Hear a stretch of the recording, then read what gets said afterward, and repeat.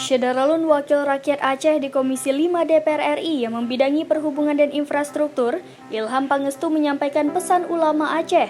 Kenapa jamaah umroh belum bisa diberangkatkan dari Bandara Sultan Iskandar Muda Aceh Besar?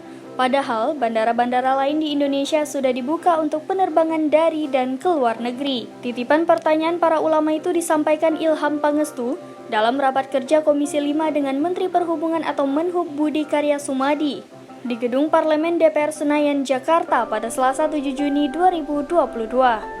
Ilham kemudian mengutip butir-butir MOU Helsinki yang telah disepakati antara pemerintah Indonesia dengan Gerakan Aceh Merdeka, di mana poin 1.3.7 berbunyi, Aceh akan menikmati akses langsung tanpa hambatan ke negara-negara asing melalui laut dan udara. Kemudian dalam UU-PA pada pasal 165 berbunyi, penduduk di Aceh dapat melakukan perdagangan dan investasi secara internal dan internasional sesuai peraturan perundang-undangan. Ilham kemudian meminta Menhub agar segera membuka Bandara Sultan Iskandar Muda untuk penerbangan luar negeri, mengingat pandemi COVID sudah mulai mereda. Hari lalu saya ditelepon oleh para ulama.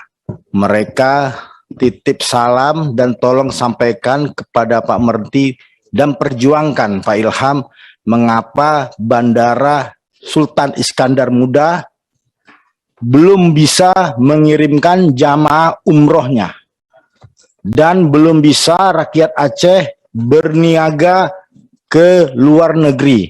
Ulama dan masyarakat Aceh itu berpegangan teguh pada hasil kesepakatan antara Aceh dan pemerintah pusat.